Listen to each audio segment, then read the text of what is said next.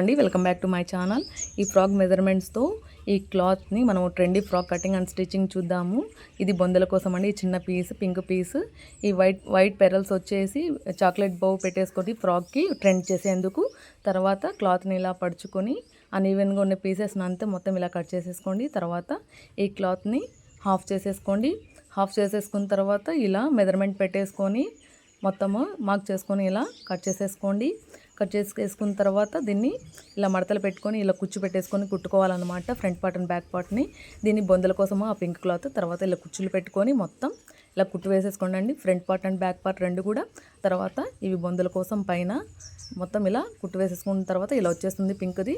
తర్వాత దీనికి పైన లైనింగ్తో లోపలికి మడుచుకొని అంటే హ్యాండ్స్ దగ్గర పైన మొత్తం ఇలా మనము లైనింగ్తో ఇలా పెట్టేసుకొని మొత్తం మడుచుకొని ఇలా కుట్టు వేసేసుకోండి. మొత్తం అయిపోయిన తర్వాత బొందలు ఇలా మనం మార్క్ చేసుకున్న దగ్గర అంటే ఆ సైడ్ ఎడ్జ్లో ఈ సైడ్ ఎడ్జ్లో మొత్తం ఇలా పెట్టుకొని కుట్టుకోండి. తర్వాత ఫైనల్ స్టిచ్ ఇలా వేసుకోండి మెజర్మెంట్ పెట్టుకొని.